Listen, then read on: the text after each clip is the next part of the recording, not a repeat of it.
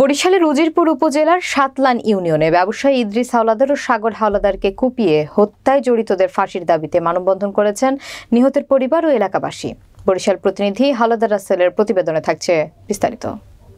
জড়িতদের ফাঁসির দাবিতে সাতলা বাজার প্রধান সড়কে মানববন্ধন ও বিক্ষোভ মিছিল করা হয়। মানববন্ধন ও বিক্ষোভ মিছিলে উপস্থিত ছিলেন সাতলা ইউনিয়ন বিএনপির সভাপতি মেজবা উদ্দিন আহমেদ, বিএনপি নেতা মোহাম্মদ ফারুক বিশ্বাস, সাতলা বাজার কমিটির সাধারণ সম্পাদক মোহাম্মদ ইউনুস বালি, সাবেক ইউপি সদস্য মোহাম্মদ মোনাফছের হাওলাদার, নিহত ইদ্রিস হাওলাদারের স্ত্রী মোসাম্মদ রেশমা বেগম, ছেলে নাফিজ আহমেদ, নায়েব হোসেন সহ সহস্রাধিক নারী পুরুষ। এ সময় অভিযুক্ত কিবরিয়া হাওলাদার, ইলিয়াস হাওলাদার, ইউপি চেয়ারম্যান শাহিন হাওলাদার, যুবলীগ নেতা আসাদ হাওলাদার সহ ২৬ জন আসামিকে দ্রুত গ্রেফতার করে বিচারের মাধ্যমে ফাঁসির দাবি জানিয়ে মানববন্ধন ও বিক্ষোভ মিছিল করেছে বিক্ষুব্ধ জনতা।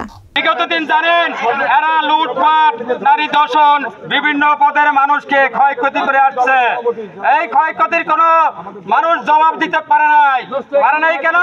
তারা আওয়ামী লীগের বাকশাল ছিল, সে সময় তাদের কোনো কথা বলার মতন সুযোগ পায় নাই।